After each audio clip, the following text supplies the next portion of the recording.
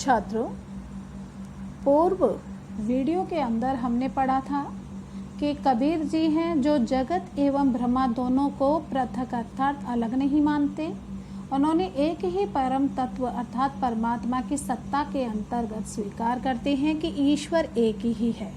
अब हम काव्यांश 2 पढ़ रहे हैं, ध्यान दीजिएगा। संतो देखत जग बौराना, साच कहे तो मारन धावे, झूठे जग पतियाना, नेमी देखा धर्मी देखा, प्रातः करे स्नाना, आतम मारी पाखनी पूजे, उनमें कछु नहीं ज्ञाना, बहुत देखा पीर ओलिया, पढ़े किताब कुराना, कै मुरीद तदबीर बतावई, उनमें उहु जो ज्ञाना, आसन मारे डिम्ब धरि बैठे, मन में बहुत गुमाना, पीपर पाथन पूजन लागे, तीर्थ गर्व भुलाना। वाह, बहुत सुंदर काव्यांश है। तो सर्वप्रथम इस काव्यांश के शब्दार्थ देखेंगे। बोराना, पागल हो जाना अर्थात बुद्धि भ्रष्ट हो जाना। साचे माने सच, सत्य कहना। धावई, जैसे धाव धातु संस्कृत से धावई माने दौड़ते हैं। पतियाना, विश्वास करना। पतियाना का अर्थ यहाँ पर होगा विश्वास करना। नेमी, नियमों का पालन करने वाला। स्नाना, स्नान करना, नहाना।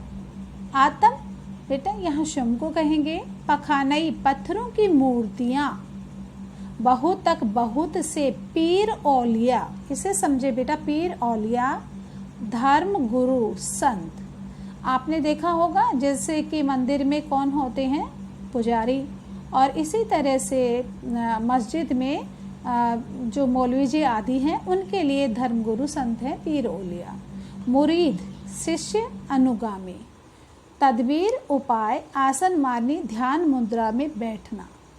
डिम्बधरी, आडंबर करके, दिखावा, घमंड करना। गुमाना, अहंकार। पीपर मानी पीपल का वृक्ष, पाथर मानी पत्थर।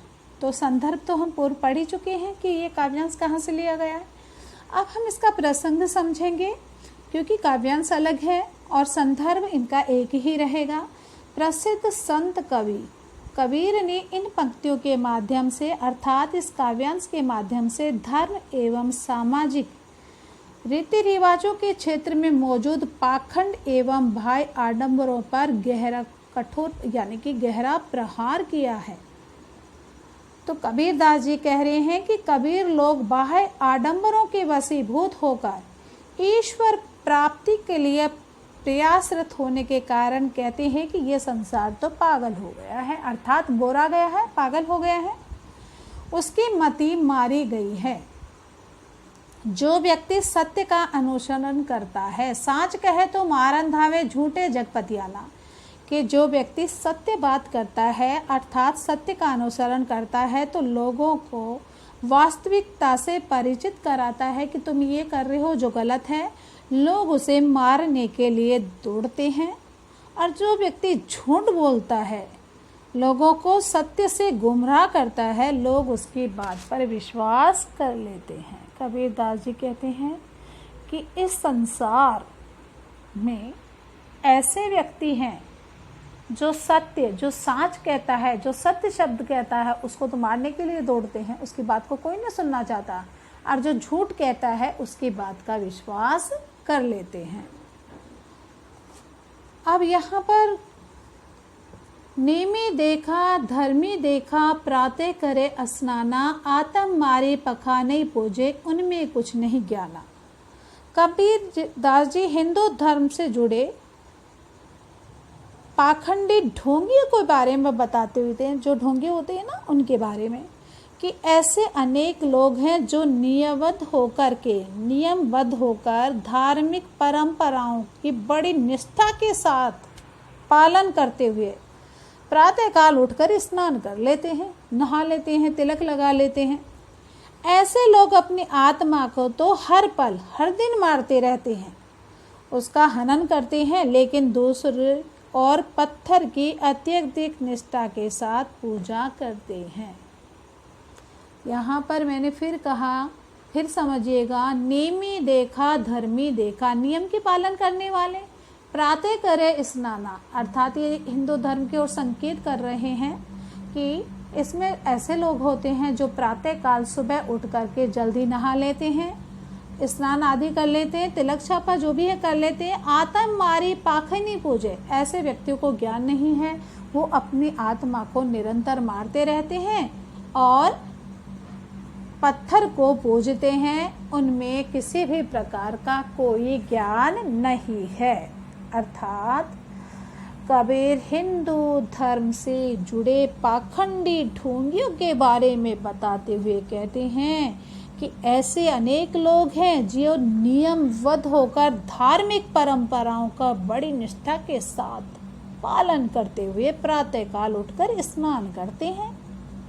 ऐसे लोग अपनी आत्मा को तो हर पल हर दिन मारते रहते हैं, उसका हनन करते रहते हैं, लेकिन दूसरी ओर पत्थरों की अत्यधिक निष्ठा के साथ भी पूजा करते हैं, जबकि उनको ऐसा नहीं करना चाहिए। बहुतक देखा पीर ओलिया पढ़े किताब कुराना कै मुरीद तबदीर बतावे उनमें ओहो जो ज्ञाना। वे आत्मचिंतन नहीं करते और अपने आप पर क्या करते घमंड, परंतु वे अज्ञानी हैं।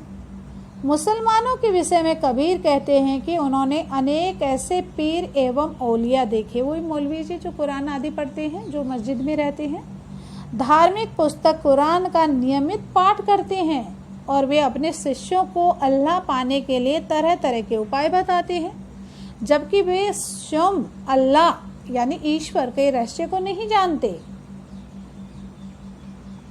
तो उनको ऐसा नहीं करना चाहिए।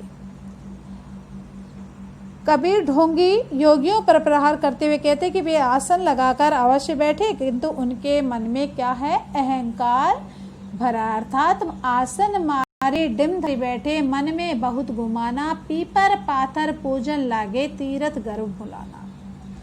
कि दूसरी बात कबीरदास जी कहते हैं कि लोग पीपल के वृक्ष एवं पत्थर की पूजा करते हैं। पीपल का पेड़ को लोग धार्मिक मानते हैं, उसके नीचे बैठकर तीर्थ की यात्रा व्रत का पालन करते हैं, लेकिन वे लोग अपने अहंकार में परमात्मा का जो मर्म है उसको भूल गए।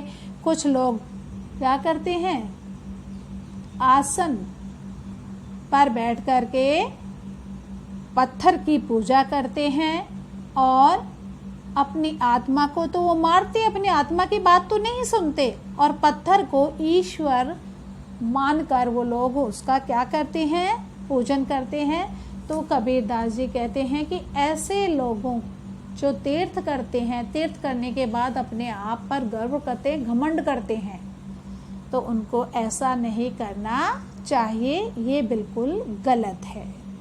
तो अब इसका काव्य सौंदर्य छात्रों मैंने पूर्व बता दिया गया, आपको बताया। भाषा है, काल भक्ति काल आ जाएगा। भाषा कौन सी है इसमें, पंचमेल खिचड़ी आ जाएगी। रचनाकार कबीरदास जी हैं।